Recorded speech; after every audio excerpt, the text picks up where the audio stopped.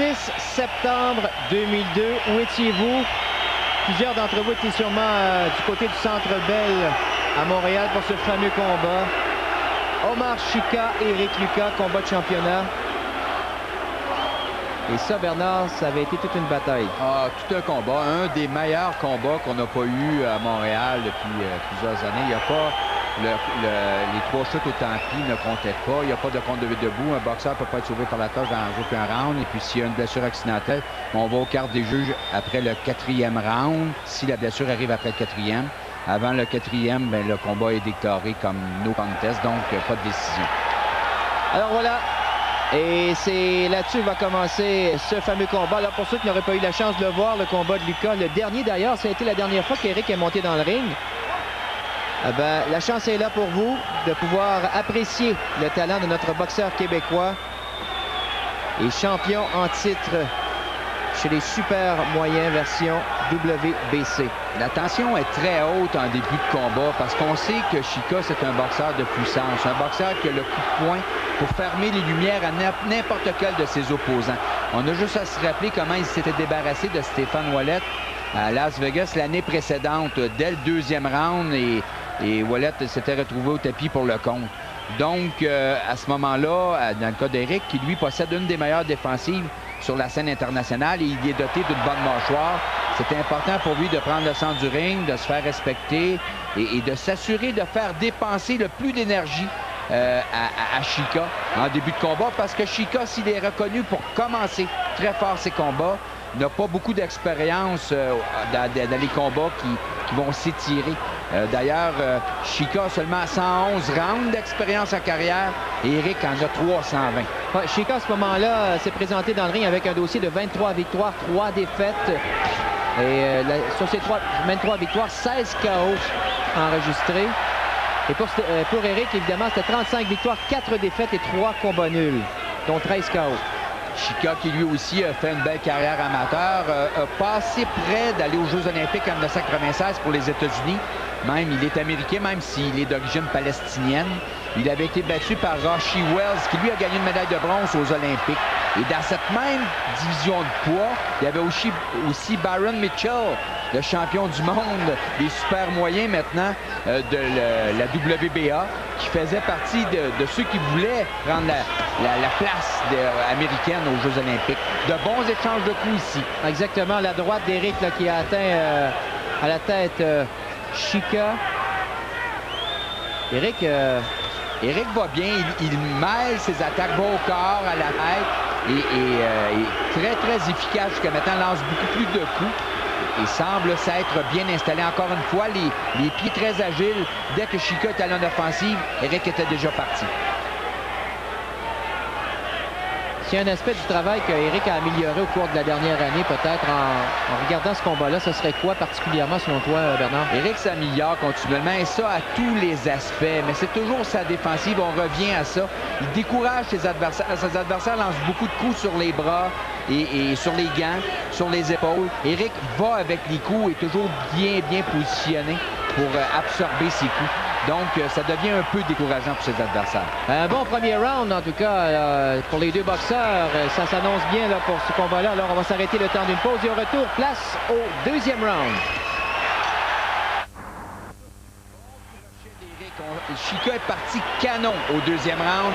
Peut maintenant faire une bagarre de rue autant que possible avec Éric et peut-être même s'en débarrasser rapidement. Chika, qui a eu un combat très difficile à son dernier combat contre Thomas Tate, l'avait envoyé 2 fois au tapis et le combat s'était terminé sur une coupure, avait perdu le combat et était en train de se faire malmener par Tate.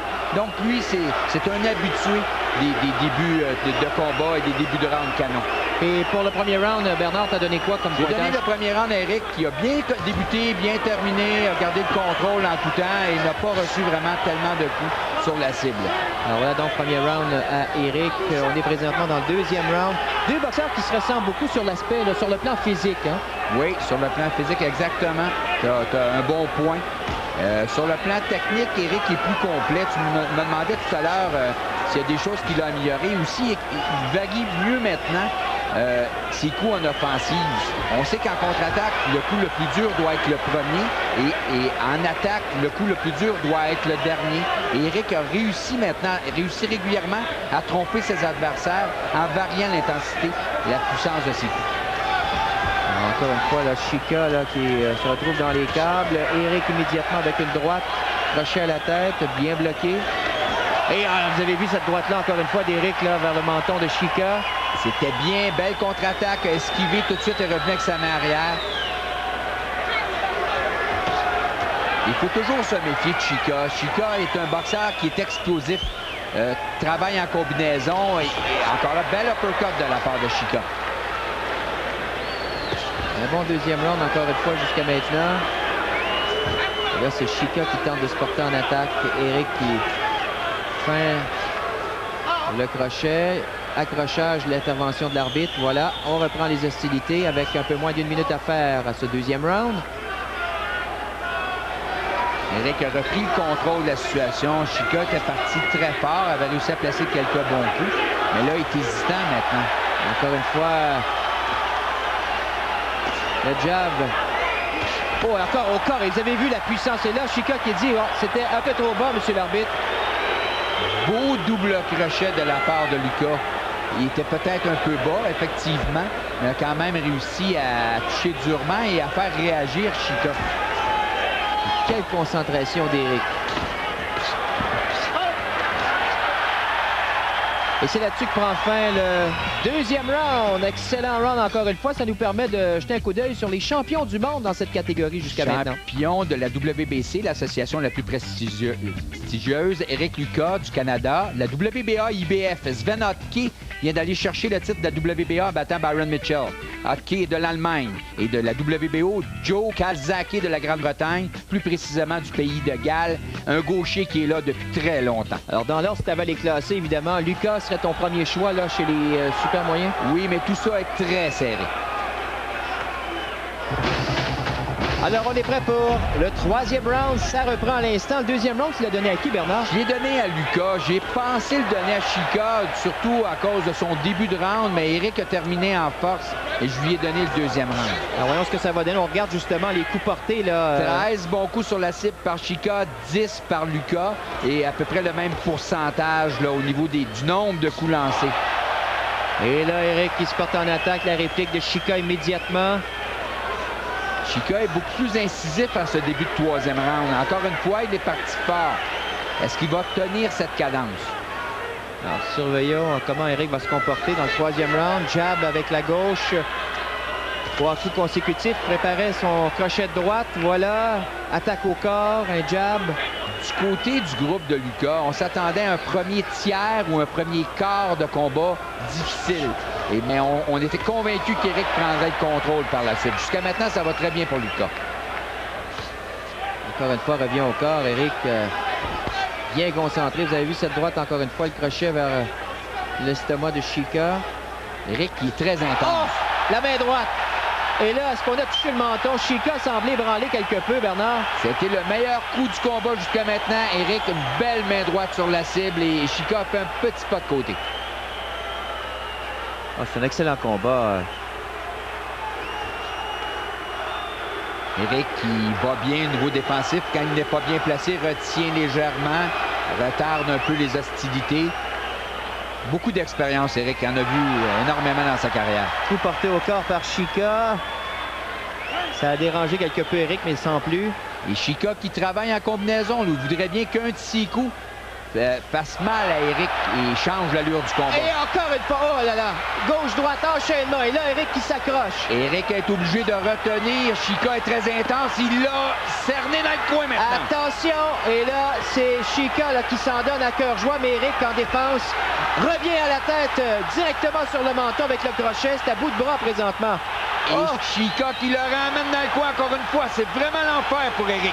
Quelle bataille dans ce troisième round là présentement. Chica qui continue la cadence et Eric qui résiste. L'uppercut de Chica solide. Et Eric continue ici d'aller avec les coups, mais il en reçoit quelques-uns qui perdent sa défensive. Et là, Eric qui se met en marche en cette fin de troisième round. Et c'est là-dessus que va prendre fin ce troisième assaut. On va s'arrêter, nous, le temps d'une pause et au retour, quatrième round.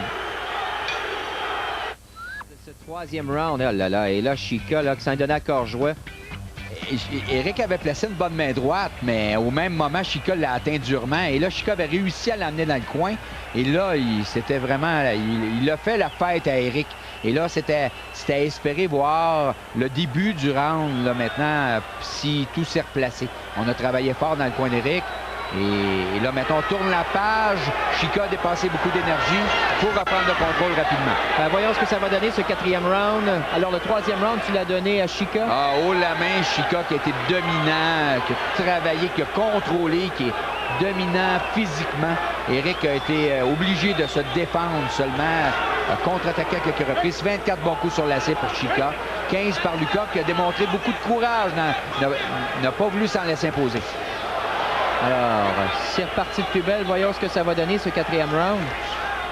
Et là, le jeu s'est calmé un petit peu, là, évidemment, compte tenu de l'énergie dépensée là, par Chica dans le troisième round.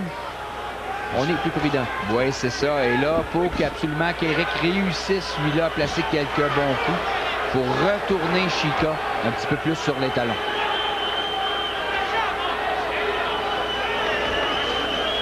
Le jab encore une fois. Voilà, combinaison avec la droite et la gauche pour Lucas. Voici le pointage jusqu'à maintenant.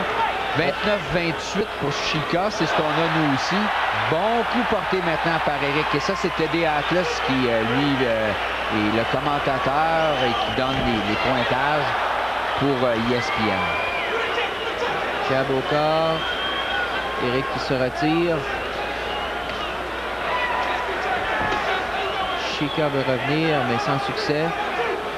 Éric se déplace bien, laisse passer le temps, se cherche des angles pour placer des combinaisons. Si Éric n'est pas reconnu comme un boxeur puissant, il est reconnu comme un boxeur qui frappe lourd. On sait que c'est un gros 168 livres. C'est quelqu'un qui, le lendemain, quand il embarque sur le ring, il est au-dessus de 180 livres et ça paraît, c'est un grand boxeur 6 pieds. Et moi, je peux t'assurer que ses adversaires à la pesée, quand ils sont près de la pesée, ils sont un à côté de l'autre. Je regarde toujours ses adversaires parce qu'ils ont toujours un regard craintif sur la grandeur d'Éric dans cette division de poids. Alors, c'est le quatrième round qui tire à sa fin. Encore une fois, un coup au corps, gauche-droite de la part d'Éric. L'arbitre intervient. Voilà. Éric a bien travaillé, a ramené le combat à un niveau qu'il contrôle bien. Bon crochet, bon jab. Donc, ces combinaisons fonctionnent bien maintenant. Chica doit être prudent. Le jab de Chica. Et c'est là-dessus que va prendre fin ce quatrième round, Bernard. Encore une fois, un excellent round. On y reviendra dans quelques